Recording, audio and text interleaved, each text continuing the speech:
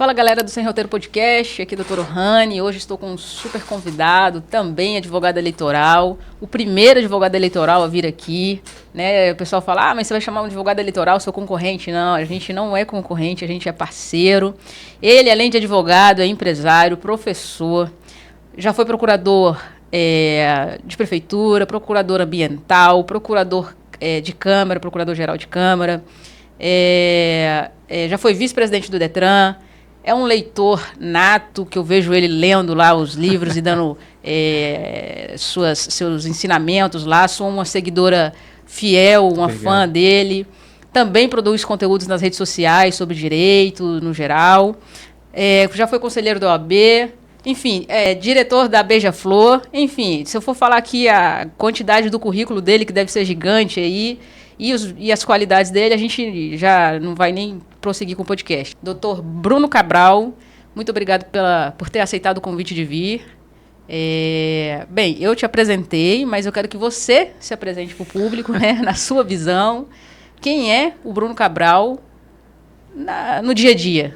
Doutora, eu que agradeço o convite, estou muito honrado, estou muito feliz. Eu estou vindo aqui num momento muito importante da minha carreira, num momento em que eu estou muito carente de falar de direito eleitoral, muito carente de produção de conteúdo nas redes sociais. Então a sua generosidade de ter enxergado em mim uma pessoa com envergadura próxima da sua, né? Você falou de mim, mas a senhora tem um currículo incrível, grandes conteúdos, tivemos oportunidade de conversar sobre isso. Então, às vezes não é só para o que a gente é convidado, mas por quem a gente é convidado. A senhora tem uma energia linda, então por isso, para mim, é verdadeiramente uma honra estar aqui conversando com você. E o Bruno Cabral, no geral, eu sou um cara apaixonado por tudo que eu opto por fazer. E eu sou muito defensor da bandeira de que a verdadeira liberdade é quando a gente pode escolher o que a gente faz. E eu advogo direito eleitoral por escolha, sou muito honrado na minha profissão. Direito eleitoral me concedeu e me permitiu coisas na minha vida que eu nem nos meus melhores sonhos imaginei que eu poderia conquistar. Então, além disso, encontrei um ambiente muito generoso, tá? Os eleitoralistas, de um modo geral, você disse, a gente não é concorrente, os eleitoralistas, de um modo geral, são assim, fraternais, recebem de braços abertos, abrem portas, trocam conhecimento. Então eu estou muito à vontade de saber que hoje vai ser só mais um dia comum no direito eleitoral, porque é o que eu sempre encontrei e procuro retribuir no conteúdo que eu desenvolvo, no trabalho que eu faço, a generosidade do meio do direito eleitoral. Poderia citar inúmeros nomes que me ajudaram, mas aí a gente não terminaria o podcast. Obrigado, doutor Bruno. Doutor, vamos iniciar por alguns temas, né? O tema mais recente que a gente tem aí é o novo Código Eleitoral, né? Eu vi que o doutor também postou recentemente nas suas redes sociais a respeito da aprovação do fim da reeleição, né? Da suposto fim da reeleição. O que o doutor acha desse novo Código Eleitoral, das propostas que estão ali, e quais são as propostas mais relevantes na visão do doutor? Olha, eu sou um entusiasta de qualquer ferramenta que venha para facilitar a nossa vida, né? Advogar, de um modo geral, já é um emaranhado de recortes que a gente precisa ficar consultando para elaborar um parecer, uma petição, uma defesa, seja o que for. Então, quando há uma proposta de que se consolide toda a legislação eleitoral numa única ferramenta, eu já sou simpático desde o primeiro momento. Gosto muito dessa ideia, tenho acompanhado.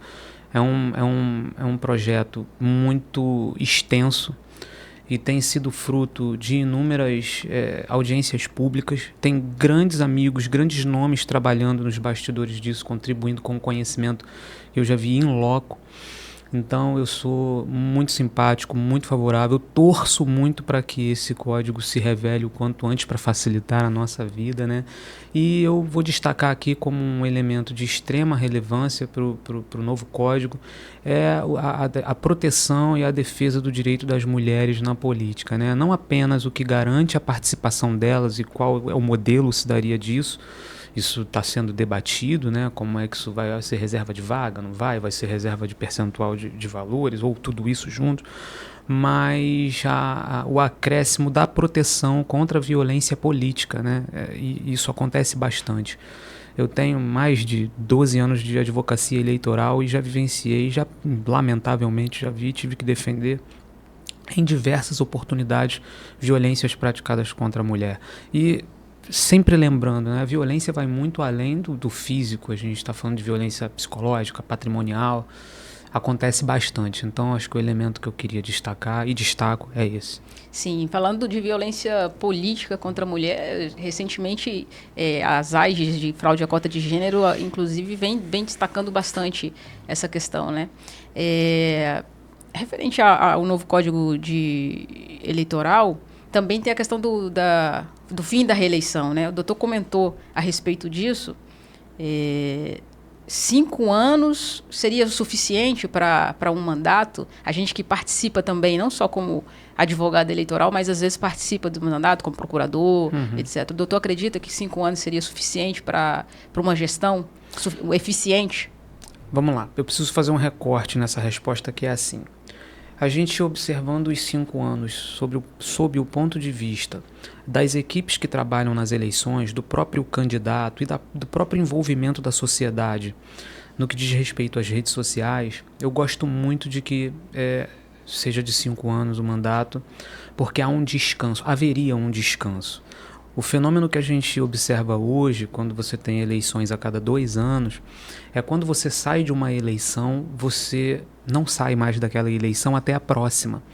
Porque a internet, o palanque, ele se digitalizou. Então, quando a campanha eleitoral se encerrava e desmontavam-se os palanques, havia uma sensação de descanso, de encerramento, e agora vamos olhar para o mandato e vamos construir aqui o nosso governo, a nossa legislatura. Hoje, com a rede social, não.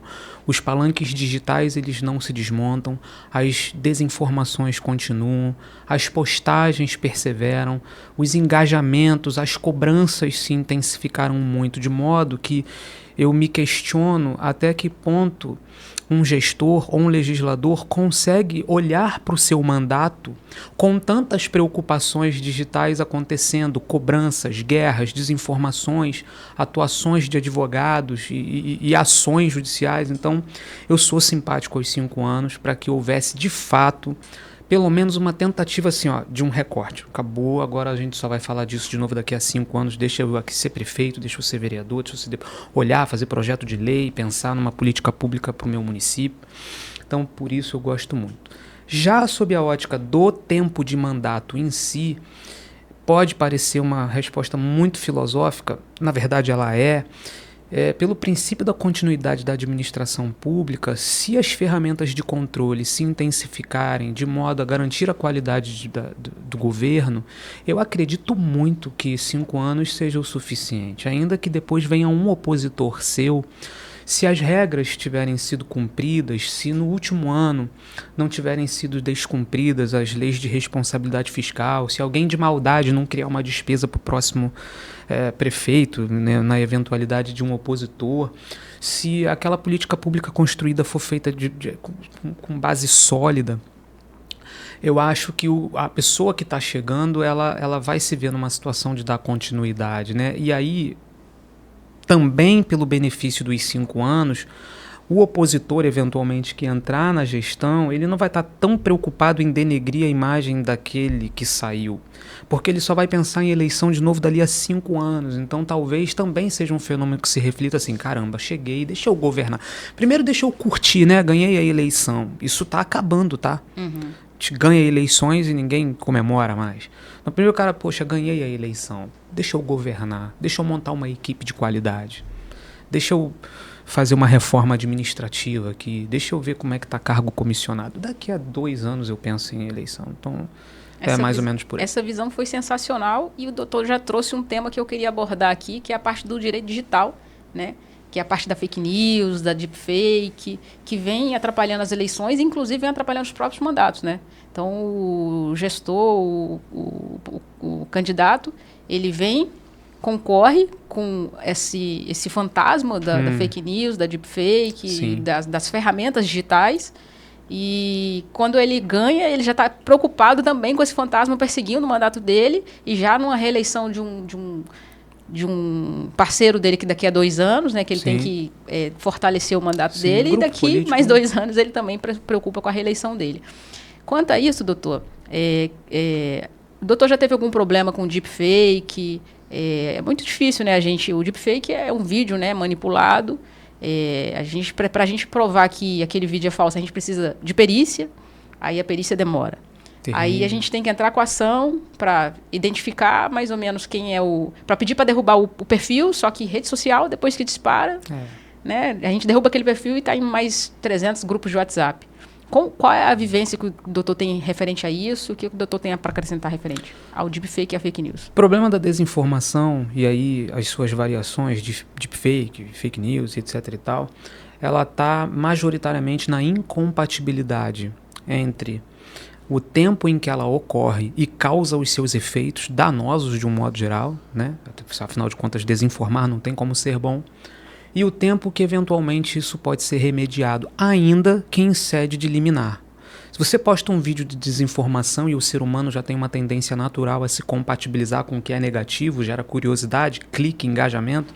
Se você posta meio-dia, o potencial daquilo até às 6 da tarde ou 6 da noite, de ter 100 mil visualizações, 500 mil visualizações é muito grande. Se você pensar num município em que tem 80 mil votos válidos, tem ou não tem potencial de desequilibrar uma eleição? E aí, quando você traz isso para o mundo do direito, entre meio-dia da postagem, o cliente te ligar, você mobilizar seus esforços, o seu escritório, a sua equipe, montar uma petição bem fundamentada, para conseguir uma liminar, esse período é compatível com o tempo que aquela progressão geométrica do algoritmo vai trabalhar contra o candidato? Jamais. Então, essa compatibilidade nunca vai existir. Como é que nós vamos transpor esse obstáculo? Como é que a legislação vai fazer para alcançar uma solução disso? Eu não vejo solução. O que eu vejo é uma educação no consumo do conteúdo e uma conscientização da população de como ela precisa votar. Eu já dei outras entrevistas falando de como eu acredito no poder do voto. O poder do voto, ele é real. Não tem mágica. Um cara é incompetente ou ele é um ladrão. Não tem como ele ganhar a eleição se não for por meio do voto. E uma população consciente do voto, ela vai se preocupar em estudar a carreira daquela pessoa, ela vai se preocupar em entender quais são as atitudes que ela está tomando dentro de uma eleição, dentro de uma campanha, que tipo de material ela está produzindo. E aí ela vai votar melhor. Para mim, assim, digo até com alguma tristeza, é o único jeito da gente solucionar a desinformação e a fake news. E nós temos uma das legislações mais modernas no que concerne o combate à desinformação e fake news. O Brasil é muito antenado nisso, tá? E ainda assim há uma discrepância. Nunca a gente vai conseguir. O vídeo ficou no ar um dia. 1 milhão de visualizações. Quem te devolve esse dano? Ninguém. Tem a questão que quando a gente consegue identificar isso com o tempo, né? Realmente o dano foi feito.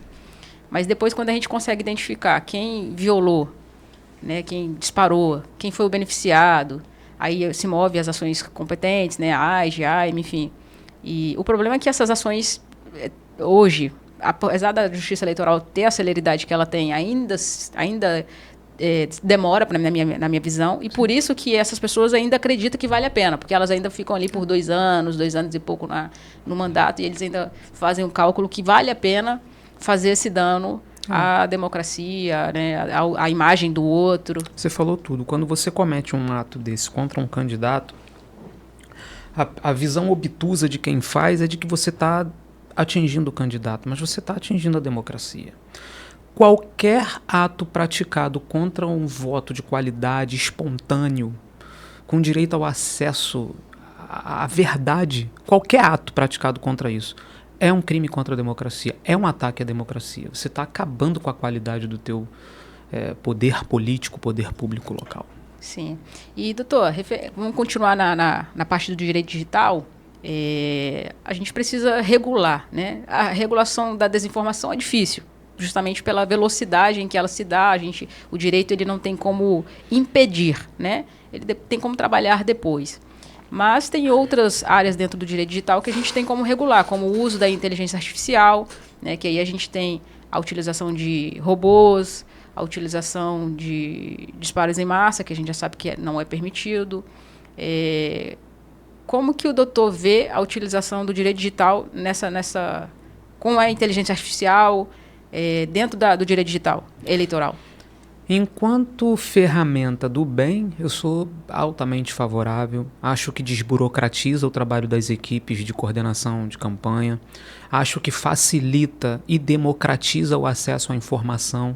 A velocidade com que as informações alcançam as pessoas é muito interessante. Você tem as redes sociais, você tem os aplicativos de trocas de mensagens. Então, acho que tudo isso formatado sob a ótica da verdade e do respeito à LGPD, eu vejo com excelentes olhos.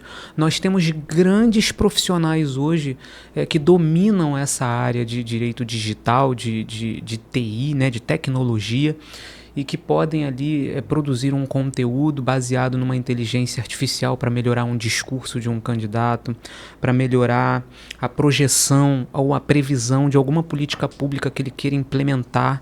Então, algo que estaria apenas no mundo das ideias, a gente hoje consegue transformar isso numa imagem, a gente consegue transformar isso num vídeo, a gente consegue fazer isso um texto com uma linguagem mais acessível, né, para a população mais humilde, mais simples de entender e com uma velocidade impressionante. Então, eu sou altamente a favor, desde que, de fato, seja observado assim, rigorosamente essas regras, para que a democracia seja feita de forma limpa. E desde que a população entenda que aquele conteúdo foi feito Sim. sob a ótica da inteligência artificial. Olha, esse conteúdo foi produzido através da inteligência artificial, né? Que ela não seja enganada. Ó, você está se comunicando ali no Telegram, Perfeito. No WhatsApp, através da rede social, através da inteligência artificial. Perfeito. Porque ela não tem como candidato ou político tá conversando com não dá. todo mundo ao mesmo tempo, né? Essa e aí, às vezes, a pessoa tá pensando, fundamental. poxa, tô tendo atenção aqui dele e tal, e quem tá respondendo é um robozinho ali, então tem que ficar claro. Eu acho que a transparência é fundamental, a legislação eleitoral já previu isso para as eleições de 2024, né? O TSE regulamentou isso através de resoluções ainda em 2023, então eu já enxergo que tem ali uma cama interessante para basear as equipes de trabalho.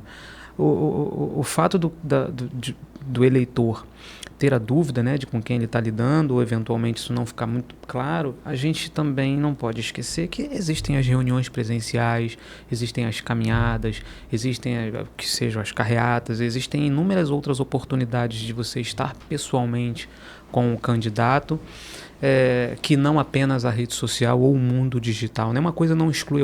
Lindo, né? O direito digital, as ferramentas digitais não excluem a humanização de uma campanha eleitoral. Ah, sim. O mais gostoso da campanha eleitoral é o off, né? O corpo a corpo, né? A sola de sapato, como dizem eles. É verdade. Né? Doutor, referente ainda, continuando aí no mundo digital, mas agora sobre pessoas, né? Influenciadores e cabos eleitorais digitais, né? São questões diferentes. Influenciadores são pessoas que possuem um grande número de seguidores, que influenciam pessoas, têm um engajamento bom. E cabos eleitorais digitais podem ser qualquer pessoa, né? Como cabos eleitorais que a gente tem normal na campanha, que a gente contrata para ir para a rua, bandeirar, panfletar, mas que no mundo digital poderia panfletar ali em grupos, poderia conversar com outras pessoas para tentar convencer votar no seu candidato, então seria um cabo eleitoral como um cabo eleitoral no offline. Esses influenciadores poderiam ser cabos eleitorais digitais? O que o doutor acha disso? Porque o influenciador já é proibido, né, receber para poder fazer propaganda política, mas ele pode ter a expressão política dele, né? Sim. De forma voluntária. Eu acho que o desenrolar dessa questão passa justamente pela palavra espontaneidade, né? A pessoa que, qualquer um que vá na sua rede social, que é a nova praça pública, né? A rede social é uma grande praça pública, como se você, há 40, 50 anos atrás, subisse no banco de uma praça e começasse a falar alto as suas ideias, o que você pensa sobre alguém e tal. Se esse direito da liberdade de expressão não for resguardado, nós também temos um dano à democracia. Então, precisa observar a espontaneidade para manter esse equilíbrio, né? Qualquer um que chegue na internet para falar bem de alguém porque realmente acredita naquilo, de forma não influenciada, não manipulada, não monetizada, eu gosto, sou muito a favor. Mas quando você passa pela, exemplo, contratação, pagamento de um influenciador digital para que ele dissemine essas ideias, você está tirando o elemento do voto livre, né? E aí aquele influenciador pode ter algum fã, pode ter alguém que de fato seja influenciado por ela, não vai estar votando pelas suas próprias crenças, pela sua própria pesquisa na qualidade daquele voto, mas sim porque alguém a falou. Então eu vejo isso de maneira muito negativa, precisa ser combatido, é dificílimo você conseguir comprovar que aquele influenciador recebeu, muitas vezes isso é fruto de um caixa 2, é um dinheiro que vem nos bastidores, né? É dificílimo comprovar. Há um fenômeno também muito curioso acontecendo de que hoje todo mundo se coloca nas redes sociais dando notícias, adotando uma roupagem de que é uma imprensa local, e aí se utiliza de algo tão louvável que é ser imprensa no Brasil para o mal, né, para desinformar. Então isso é muito difícil e às vezes faz isso porque recebe de alguém. Recebe porque tem algum interesse que não seja o voto democrático e livre, né? Então eu vejo isso muito ruim. Já com relação aos cabos eleitorais digitais, carece de muito debate, porque quando você contrata um cabo eleitoral para uma campanha e coloca ele registrado na prestação de contas, com um trabalho feito de forma organizada, registrada e transparente, eu acho que é muito benéfico para a campanha eleitoral. Como a gente vai migrar isso para o digital sem parecer que essa pessoa é um influenciador que está recebendo? Eu discordo suavemente de você quando você diz que um influenciador é só quem tem muitos seguidores. Eu acho que todo mundo que tem uma rede social influencia em algum grau. Se uma pessoa que tem 100 seguidores influenciar 3.000 votos num município que tenha 20.000 votos válidos, 15.000 votos válidos, no Brasil tem muito município pequeno com esse tipo de realidade, essa pessoa é uma influenciadora, você entende? Então é muito difícil a gente cravar. Eu não sei como vai se dar essa migração, tenho muita preocupação e estamos aí para combater e aprender e torcer para que a legislação nos apresente alguma ferramenta boa. E aproveitando que a gente está falando de influenciadores, né? Recentemente também a gente teve aí a CPI das bets, em que vários influenciadores participaram. E a gente teve aí notícias de apostadores em eleições, nas últimas eleições. O próprio TSE derrubou algumas páginas que estavam fazendo, mas eram páginas que não eram nem autorizadas para fazer qualquer tipo de aposta. E o que acontece? As bets elas foram autorizadas inicialmente para esportes. Agora a lei, quando você lê a lei de bets, elas são autorizadas para qualquer tipo de aposta.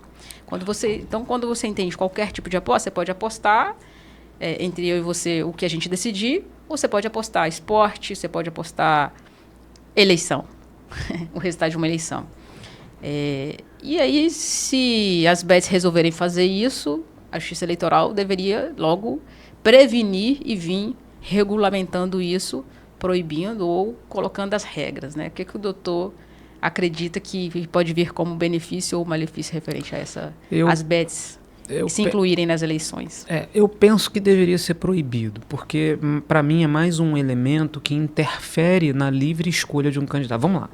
Você precisa escolher um candidato que seja um bom gestor, ou um bom legislador, que seja um bom comunicador, um bom ser humano. Existem várias formas, vários aspectos, características que eu entendo que são as essenciais, né? A base do que se espera para um município melhorar, para um estado melhorar, para um país melhorar.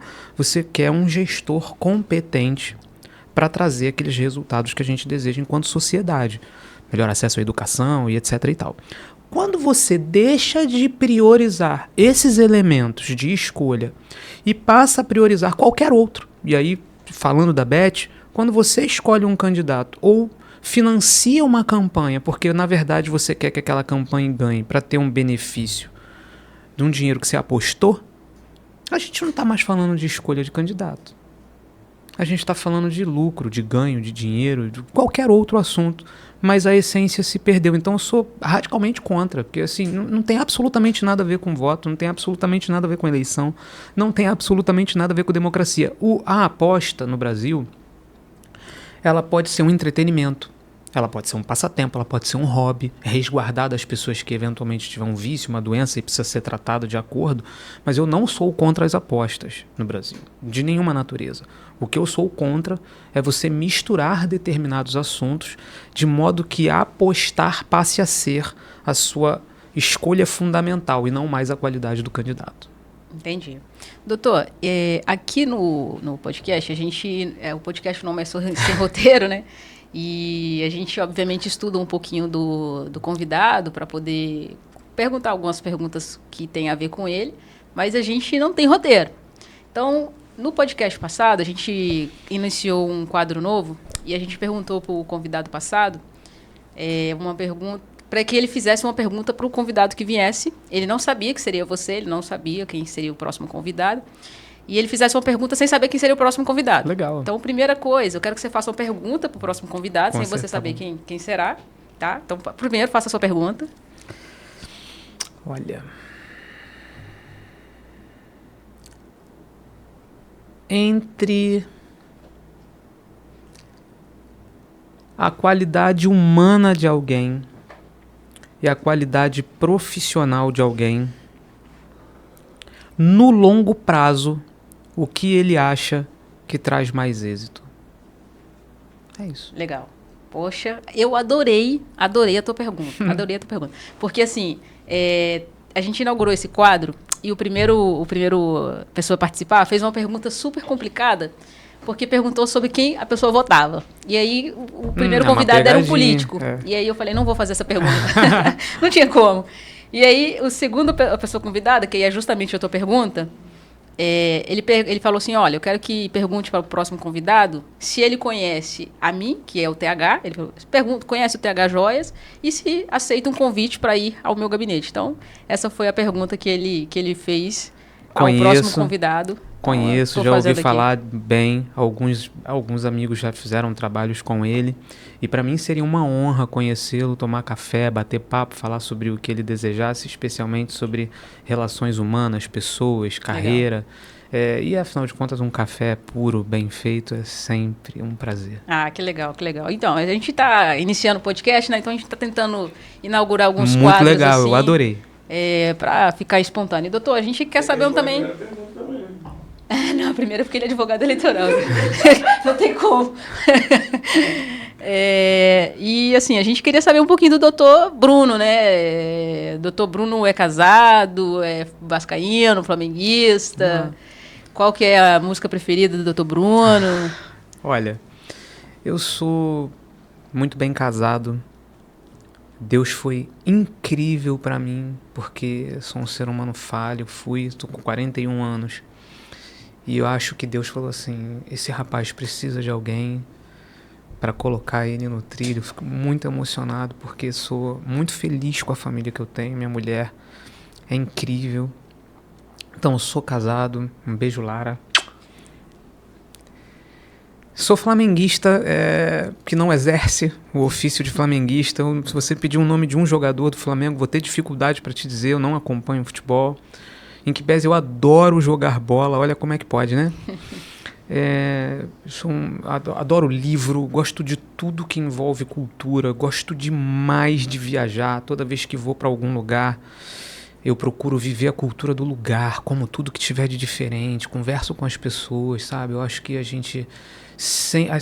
viajar é a única coisa que você gasta dinheiro e volta mais rico. Essa ciência, eu adoro essa frase, porque ela é verdadeira. Então eu sou um cara de viagem, de livro, música. Eu sou tão plural com música. Seria injusto eu dizer uma música, mas eu vou te dizer a banda que marcou a minha vida, porque assim, quando eu conscientemente lembro de me apaixonar por um disco pela primeira vez, eu me apaixonei pelo As Quatro Estações do Legião Urbana.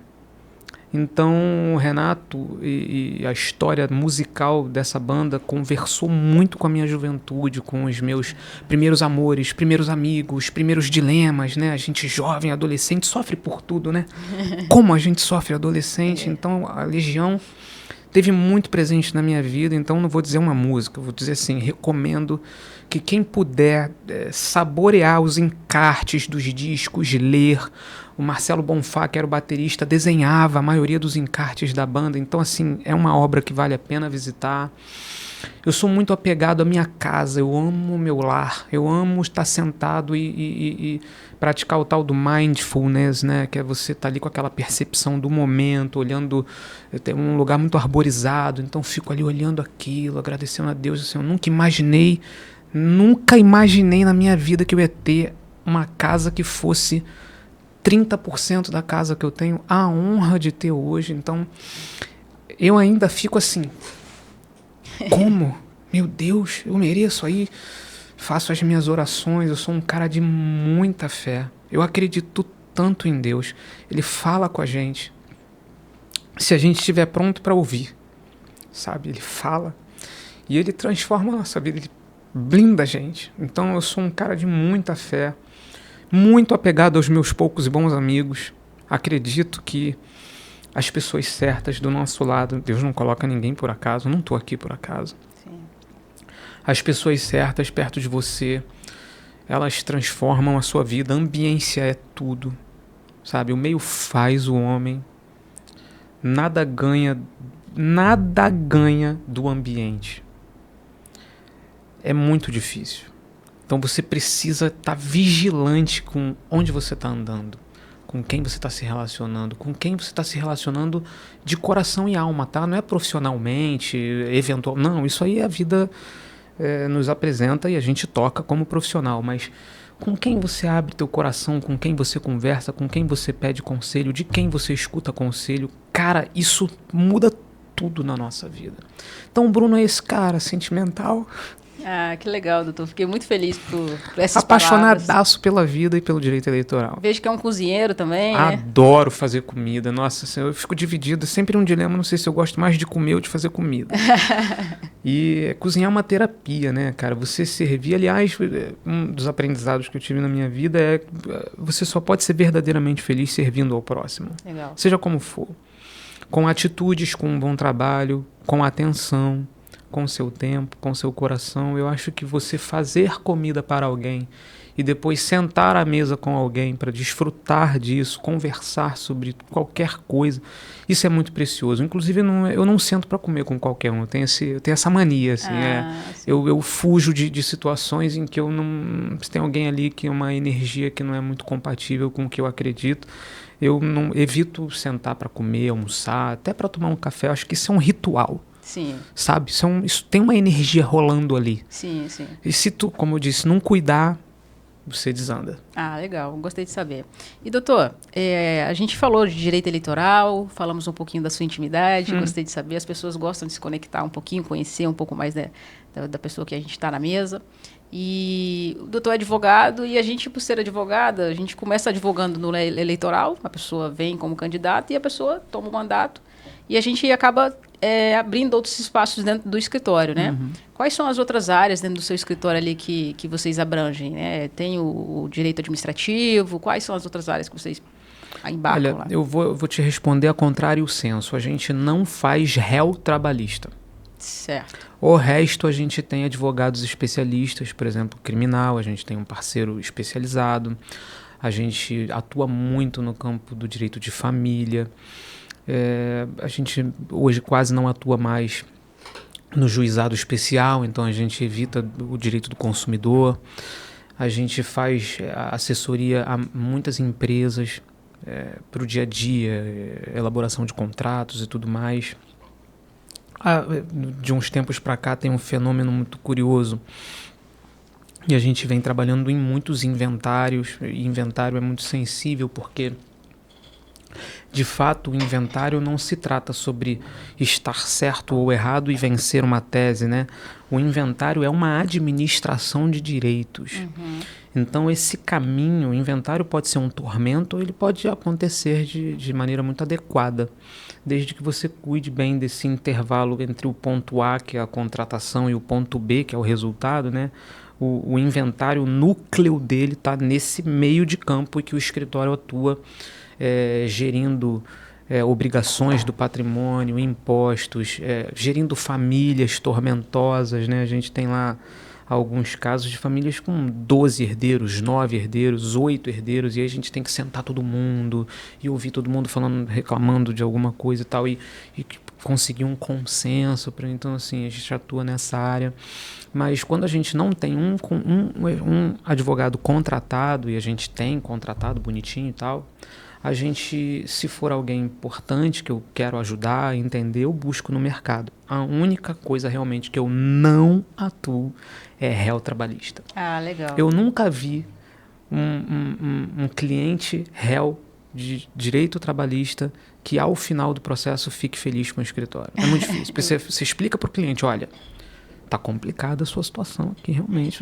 A gente vai atuar como contenção de dano, tá? O cara tá pedindo 50 mil, você vai pagar 30. É o melhor. Não, doutor, pô, maravilha. Chega no final, a gente dos 50 reduz para 15 e ele tá irritado com o escritório. Então, entendi. Eu corro disso. O trabalhista tem que correr por acordo, né? Se não quiser... Exatamente. Ou advogar para autor. Advogar para autor trabalhista, dependendo do caso, é muito interessante, é rentável. O doutor falou uma situação aí que eu achei muito interessante e que é um tema que eu queria muito abordar perante a OAB, o doutor já foi conselheiro da OAB, que é a parte de você ser psicólogo. Você não falou exatamente nesse sentido, né? Você falou, sentar com os herdeiros e tal. E a gente chega a ser psicólogo dos nossos clientes, né? A gente senta com os candidatos, a gente senta com, enfim, independente da área do direito. Quando a gente senta com o cliente, ele chega ali, ele fala do problema dele, mas a gente acaba sendo um psicólogo ali para eles, né? Porque às vezes o problema dele nem é jurídico. A gente consegue resolver o problema dele, sim, dando conselhos e, peraí, vamos por aqui, vamos por aqui. Muitas vezes, eu aqui no escritório, eu resolvo as coisas da forma administrativa. Justamente, quando eu pego um divórcio, um inventário, etc. Não, vamos fazer de forma administrativa. Aqui o cartório 15º, já faço várias coisas administrativas porque eu consigo resolver aqui na mesa. Muito bom. Assim, muitas reuniões antes de... Doutor, não ajuizou ainda, não distribuiu. Calma, vamos distribuir, mas vamos fazer mais uma reunião. Porque, assim, judicializar hoje, o processo dura anos e quando você vai ver, os honorários que você cobrou já não está valendo a pena. Sim. A OAB proíbe a gente de cobrar... Ninguém quer pagar a mensalidade que a gente poderia cobrar, né? Os honorários que chamam de honorários partidários, né? Que não tem nada a ver com partidos, né? Que está na tabela, e aí a OAB não permite a gente cobrar a mensalidade, a gente coloca aquele TPM lá no contrato, só que também não... Você teria que ter um número de processos gigante. Para você ter um número de processos gigante, você tem que montar um escritório gigante. Então, você fica nesse empecilho. Então, eu vejo que hoje a melhor saída realmente é a forma administrativa ou a nossa advocacia, que é a advocacia eleitoral, que é uma advocacia mais séria, mais dinâmica, que se resolve mais rápido, né? Mas essas outras áreas do direito acabam administrando algumas falhas, né? Porque, apesar da advocacia eleitoral, todo mundo acha que a gente trabalha de 2 em 2 anos, etc. Não, tem as buscas, né? E a gente tem a manutenção dos processos também desses outros anos. Mas como é que o doutor escolheu fazer direito? Tem outras pessoas no direito na sua família? Bom... o doutor primeiro? Minha mãe, da alta da sabedoria dela, determinou que eu seria advogado. Eu não poderia ser mais agradecido. É difícil você, com 17 anos de idade, que foi o meu caso, né? Eu pude ir para a faculdade aos meus 18, graças a Deus.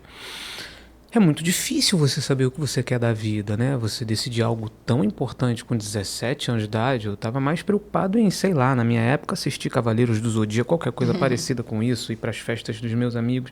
Então, a minha mãe teve ali a presença indispensável que uma mãe tem na vida de qualquer um e disse, meu filho, acho que você... Lembrando que ela me acompanhou 17 anos, né, antes disso. Então, ela conhece minhas características, falou, acho que você tem tudo a ver com um advogado, vai por esse caminho. E é verdade, eu me descobri um amante do direito. Eu sou talvez um dos poucos, assim, fervorosamente, não só gosto não, eu sou fervorosamente apaixonado por advogar. Eu amo fazer audiência, eu amo fazer sustentação oral, eu amo fazer reunião, diligência, despachar, então eu fico louco, caçando e gosto. Então minha vida começou no direito assim, e o direito eleitoral, acredito que como a maioria, foi por acidente. Eu era advogado, eu era diretor jurídico da Beija-Flor, fui durante 6 anos, e um dos presidentes da Beija-Flor era candidato a prefeito. E num dia, às 11 horas da noite, meu telefone toca, dizendo: Bruno, era um amigo, falou assim, você advoga e tal, não sei o quê, pô, cara, a gente precisa da tua ajuda. Eu falei, o que houve? Não, rapaz, o partido aqui perdeu a data do registro de candidatura do prefeito. Tem alguma coisa que a gente possa fazer? 11 horas da noite. Antes desse momento, eu jamais tinha lido qualquer coisa sobre direito eleitoral que não fosse matéria eletiva da faculdade, né? Tem que fazer uma eletiva aqui, vou fazer eleitoral online, por exemplo. E aí eu falei, olha, eu não sei, me dá um tempo, amanhã de manhã eu retorno. E aí a gente sabe hoje, maduro, trabalhando com eleição, que no registro de candidatura existe um pré-movimento político imenso de reuniões, de acordos, de apertos de mão, de compromissos que se firmam, e que o registro de candidatura ele é uma burocracia para o que já está acontecendo, tá? Pré-campanha existe, né, e tudo mais. Então, quando eu vi que ele tinha perdido essa data, que a advogada do partido na ocasião tinha perdido essa data, eu falei assim, meu Deus, o cara deve estar tomando um prejuízo político imenso, sabe-se lá, financeiro, enfim. Eu descobri que tinha aquele pedido de registro de candidatura individual, né? O RRCI. Geralmente é o RRCI, justamente para prevenir esse tipo de situação, ou partido de maldade não registra, né? A gente sabe que a política tem os seus mistérios, né? Então eu fui lá e operacionalizei esse RRCI e deu super certo. Eu consegui registrar esse prefeito. Ele era o Farid Abraão na época, ele foi deputado no Rio, prefeito 3 vezes, presidente da Beija-Flor, um homem que me abriu muitas portas, sou muito grato a ele, a família dele.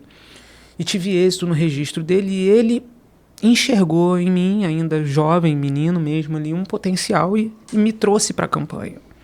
Então foi a primeira eleição que de fato eu vivi coordenando os bastidores jurídicos, né? Estou falando de 2011, 12, por aí. Eu já tinha trabalhado em campanhas eleitorais antes, de amigos, assim, ajudando no dia a dia. Vamos aqui adesivar um carro. E aí eu ia olhando ali, orientando como advogado uma bobeira ou outra, mas eu não era eleitoralista.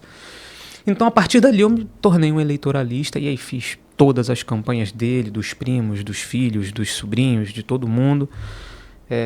Federal, estadual, vereador, prefeito, tudo que você imaginar, a gente, sob a ótica jurídica, eu tive a oportunidade de colaborar e colaboro até hoje. E aproveitando essa história aí, que a gente gosta de histórias, né? Já percebeu que eu fui cavando aí. Vambora! Qual foi a história mais interessante aí dentro desses 12 anos de advocacia eleitoral que o senhor falou assim, essa foi para aprender mesmo? Olha, a história mais interessante... Não precisa identificar o cliente, se caso não queira, assim, que eu sei que às vezes os clientes podem ficar um pouco... Olha, eu vou falar de um modo geral, o que é muito interessante no você advogar eleitoral, é você, e aí vai uma dica para os advogados que têm interesse em atuar nessa área, é assim, guarda a frase de que o ego é seu inimigo. Aplique para você e aplique para os seus clientes. Político, de um modo geral, ele tem uma autoconfiança para eu ser elegante muito grande. Eles nunca acreditam no que o advogado está orientando, né? Eles sempre acham que não, mas eu sou o A, eu sou o B, eu sou o C. E aí eu já tive o azar na minha vida de encontrar advogados que trabalham dizendo o que o cliente gosta de ouvir, ao invés de dizer o que o cliente precisa ouvir. E eu sou o cara que digo o que ele precisa ouvir. Então, a minha carreira é pautada... Estão comigo até... Nunca eu perdi um cliente. Mas eu brigo com os meus clientes eleitorais. Eu gosto desse embate pelo menos uma vez a cada 15 dias. Sim. Porque é onde eu acredito que eu estou fazendo o meu trabalho de verdade. O dia que eu for um advogado, que eu abra mão de dizer o melhor direito, para dizer o que o cara quer ouvir, para massagear o ego, ou para me manter no poder, ou para ocupar um espaço, eu perdi já. Eu perdi como ser humano, perdi como advogado. Então, uma história curiosa é essa. Essa é a história, né? Você aprender a se posicionar como um advogado firme num meio em que o jogo de poder é tão pesado. E não se enganem, isso é usado contra o advogado. Eventualmente, a gente passa por momentos que a gente precisa lembrar para os nossos clientes que nós não somos políticos. Sim. Nós somos advogados. Isso é muito interessante, essa dica do doutor, porque, por vezes, a gente chega no QG da campanha, né, que eles chamam, e aí o pessoal lá pergunta para a doutora, não, ela já vai falar que não pode, ela já vai falar que não pode. Essa não, é a nossa eu vou falar vida. que não pode, mas deixa eu entender que talvez eu dê uma saída de como pode. É isso aí. É porque vocês querem fazer de qualquer jeito, né? Porque geralmente a gente fala, eu tenho uma analogia para isso. Não pode também. Eu tenho uma analogia para isso que é ótima. Se você quer ir do ponto A ao ponto B, existem várias formas. Se você for numa linha reta, você vai cair num rio, um crocodilo vai comer teu braço, tu vai se cortar, tu vai perder uma perna, tu vai ficar cego de um olho, tu vai sangrar, tu vai chegar no ponto B. Uhum. Mas vai te custar um montão de coisa. O advogado é o cara que vai dizer assim, ó, aqui na frente tem um rio cheio de jacaré, vamos contornar aqui. Vai para a esquerda que é mais rápido, beleza. Agora ali na frente, baixa um pouquinho a cabeça que tem um laser, vai cortar teu braço, vai mais um pouquinho aqui, não sei o que. Você também vai chegar no ponto B. Sim.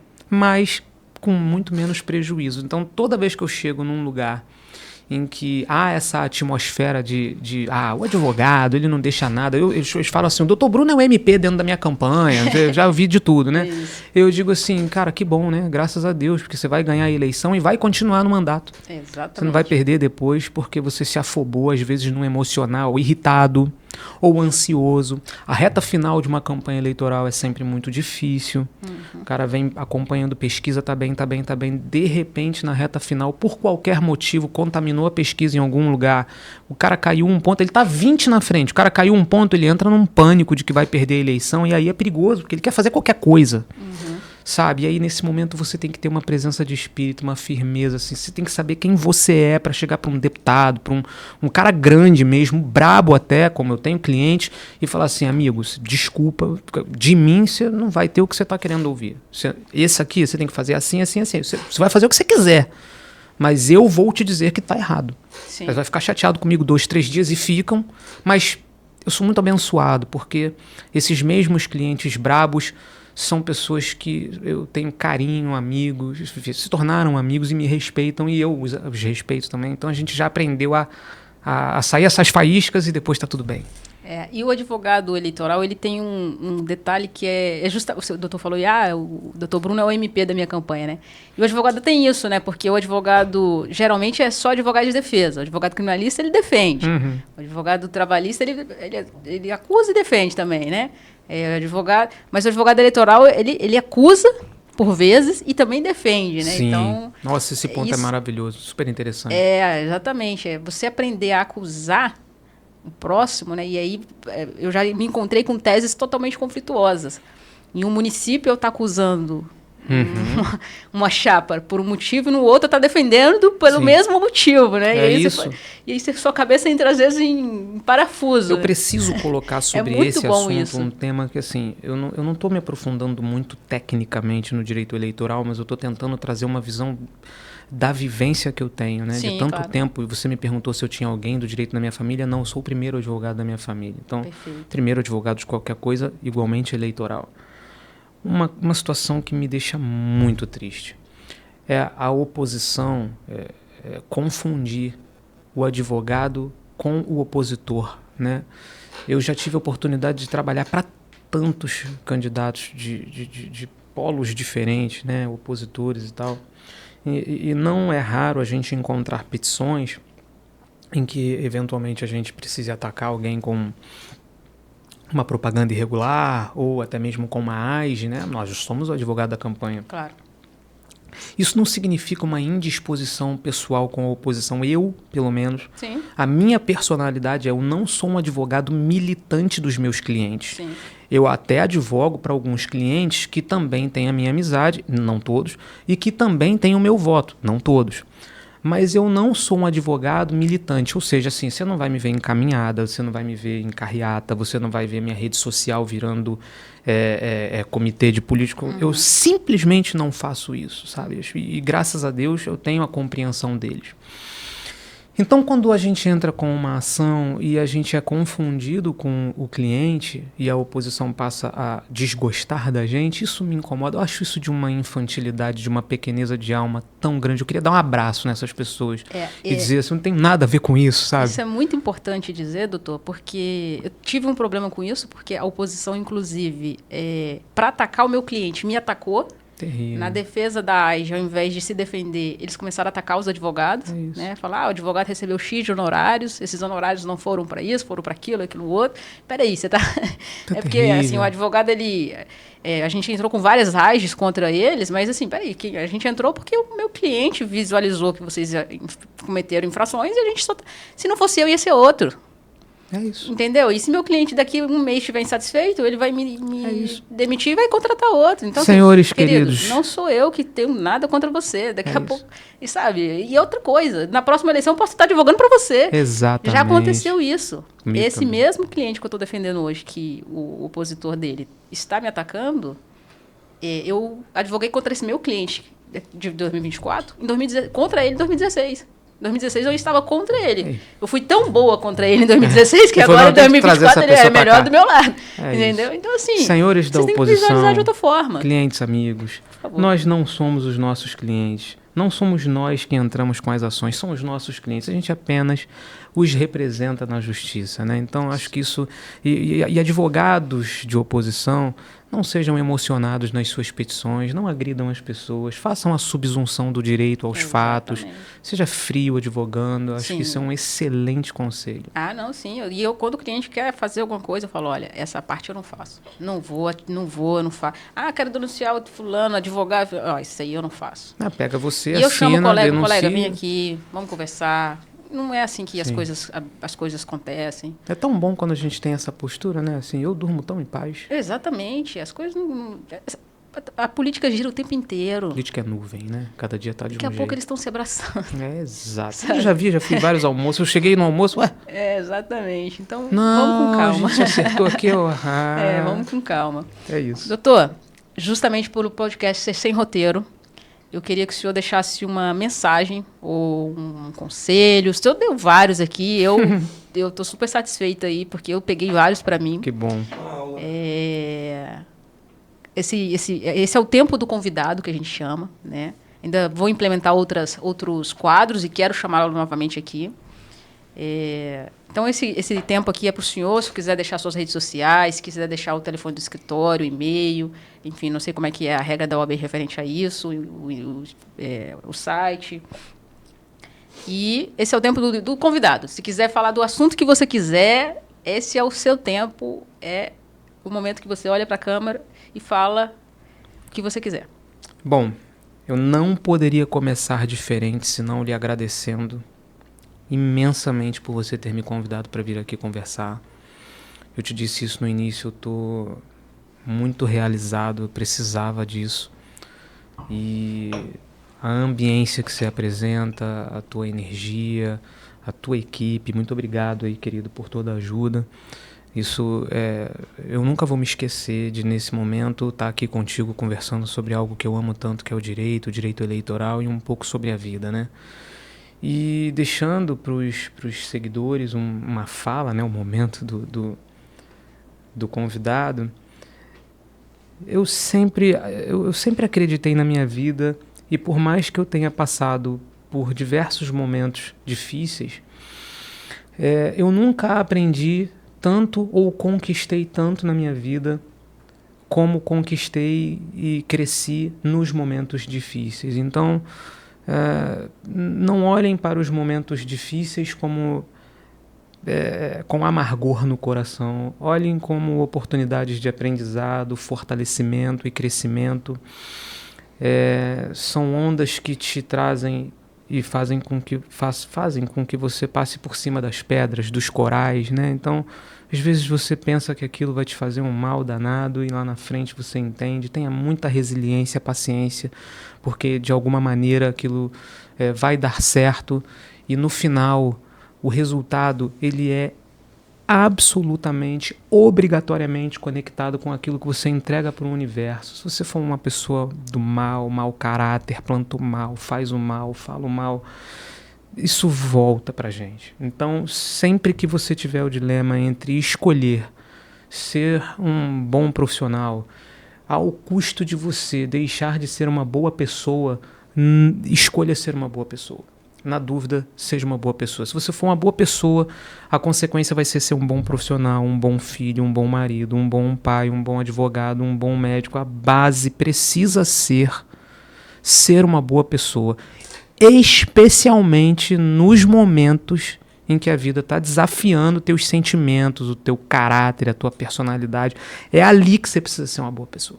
Ser uma boa pessoa quando você ganha uma causa, quando você está feliz, quando você está viajando, quando você está no êxito, isso aí a maioria consegue. O desafio é, quando você quiser desistir, quando você quiser gritar, quando você quiser se revoltar, escolha ser uma boa pessoa. A vida devolve isso para você. Tenha certeza, a vida devolve. Muito obrigado, doutor. Gostei muito. Esse foi mais um Sem Roteiro Podcast e até a próxima. Fica com Deus. Obrigado. Doutor,